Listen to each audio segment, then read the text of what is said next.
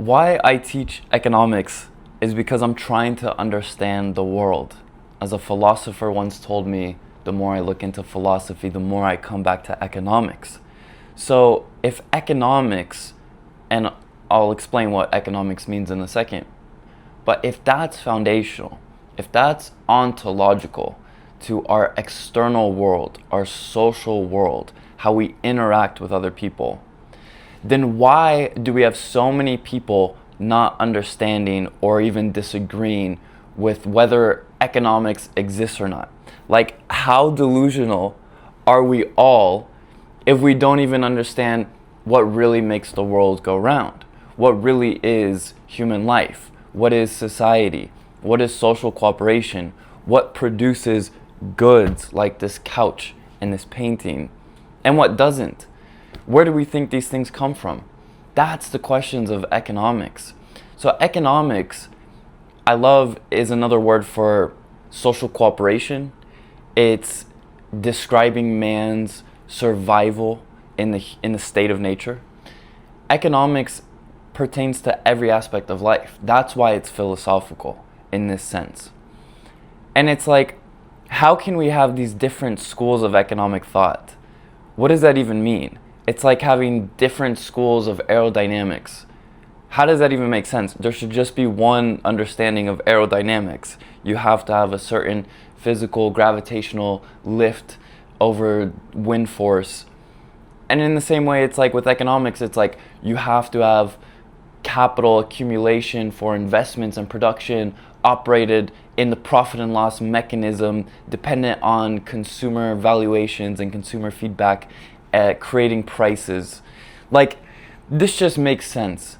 But apparently you have people, unfortunately, I think, that have been taught other theories of economics, and so they become delusional.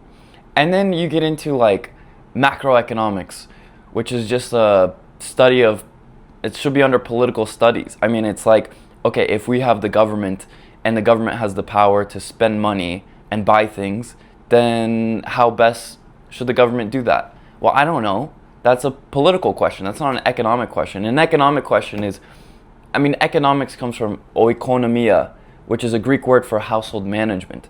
So I have these items in my home. How am I going to manage them? And what does this include? It includes my money. And how am I going to spend my money? That's part of economics. Okay, you become an accountant when you economize your own scarce resources.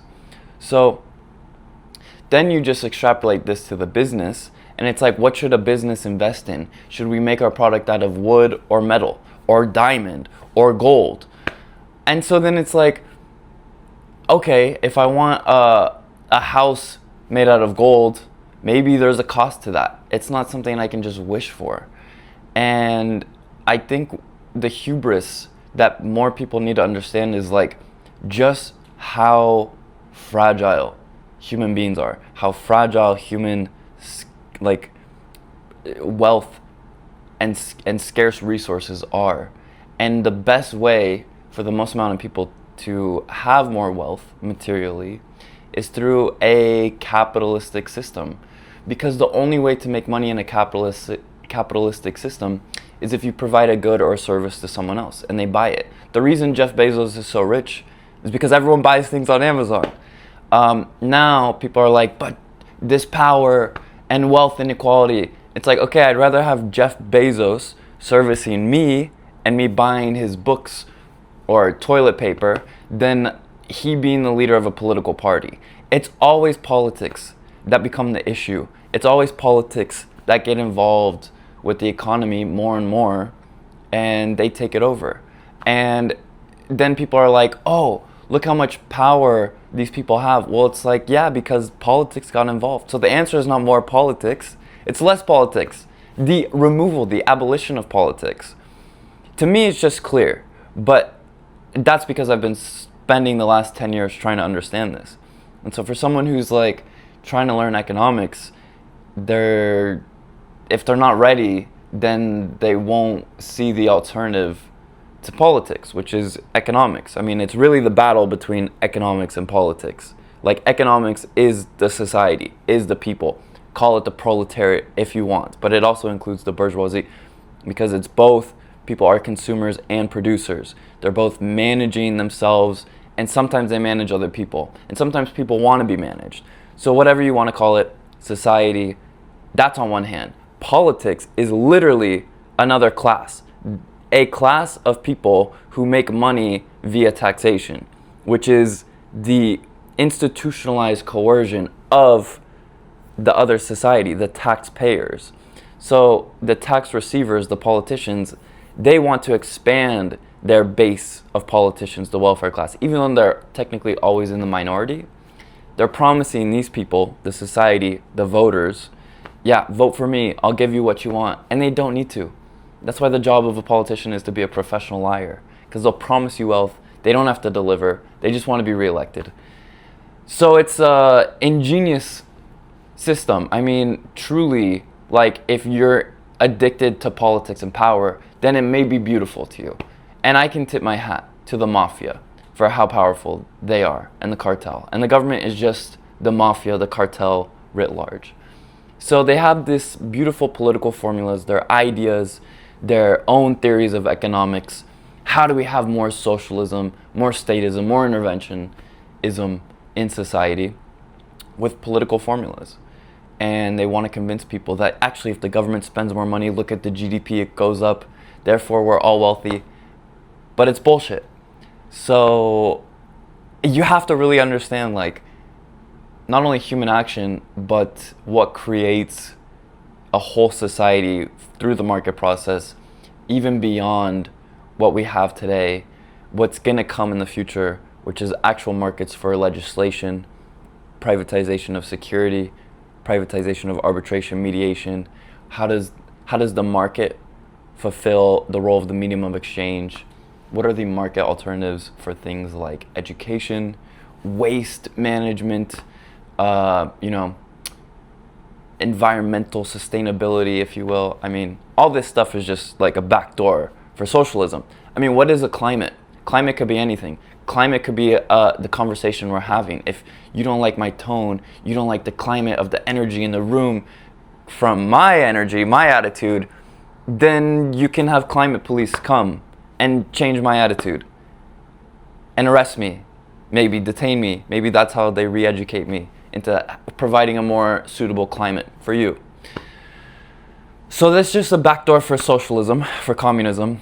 The money, of course, is socialistic money. We don't even have, how can you have a capitalist society when half of all exchanges are produced by the government, which is their government form of money? So we don't have a free market, and so we're not free.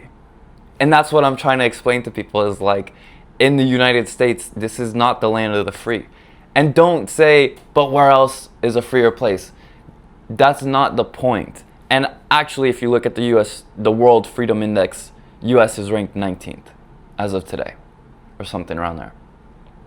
But the point is that that society is young, that society is still evolving, that economics is still producing more wealth and more knowledge, and then we're gonna have more freedom. So we're not at the pinnacle of freedom. Democracy is the political system of socialism. Democracy, ruled by the people. I may not know anything about engineering, electrical work, plumbing, city management, in terms of like agricultural stuff, maybe even foreign policy. Why am I getting to vote on it? Why is anyone getting to vote on it? You want specialists. You go to a restaurant, there's a chef, okay, he gives you the menu. You don't like the menu, you go elsewhere. You go to another restaurant.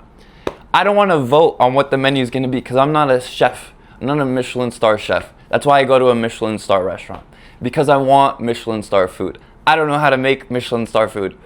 Okay, let alone, that's just one restaurant, let alone an entire country or city or state.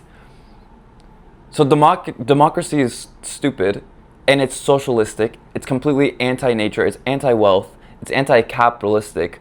Therefore, it's anti-prosperity, and it's anti-peace. Look at the 20th century, the century of democracy, bloodiest century in the world, century of central banking, century of progressivism, of communism, of socialism, of death and destruction. This is retarded. And And I'm looking around and I'm seeing like delusion everywhere. And that's why I'm convinced by my own convictions that economics is the best way to understand the world, the best way to understand people. Because people are pursuing their self-interest out of their own, they're acting upon their own self-interest and their own subjective values all the time. And it's beautiful. And I don't want to have any content or discontent for people. I just am trying to understand the world. And the educational systems are not going to do it for you, okay? Including your public education, your universities, your university degree. I'm sorry, but they're teaching you race opera and how to be offended and be a victim. So we're completely like removed from reality in the sense of like any historical context of what life is about, what freedom is, what politics is about, let alone economics, what economics is and what social cooperation is about and how it comes about. And the thing is, like, I think when you understand economics, it helps you understand people. Okay, a lot of times people, when they project, they're projecting because of their own self-assessment, their own self-understanding. If they say, wow, like, you know, if people say hurtful things to you, it's probably how they're feeling about themselves, because they don't know you. They don't know me, right? And when you go to like a university system and they're telling you that because you're white, you have privilege, I think if you're in a university that's $60,000 a year or more, you're in a privileged position compared to the rest of the world. So they always want to look for someone to blame. And my point is that, like, no, you're projecting that you're also in a privileged position, and you don't know how to interpret that. You don't know how to be an aristocrat in the 21st century, which is fine, but just understand where you're coming from. And maybe they never will. And maybe I never will. But I don't give a shit. I'm just trying to make sense of this. So, yeah, I think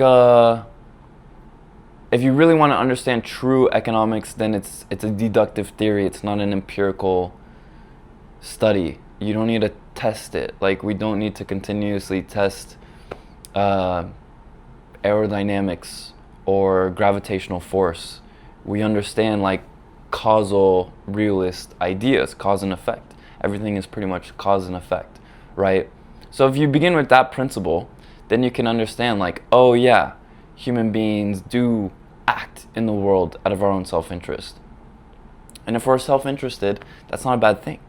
If I'm self-interested to make art, then maybe I can make beautiful art, and maybe I can make a living selling my art because other people find value in that art. That's fine. I'm self-interested, they're self-interested, and we're better off. The whole economic system is not a fixed pie. When you produce a good or a service of value, you're like increasing the pie or adding more toppings or like blowing air into the balloon. It's like if we're at a dinner table, yeah, there may be some food on the table, and if I take more, I have more. But what you don't see is that there's a kitchen in the back with a Michelin star chef, and he's willing to make more food and bring it to our table. So now we all can have more food. That's the beauty of the economy, okay? And then we have to like bake bread to sell the bread to pay the Michelin star chef, but that's the idea of economics. Now someone else has bread.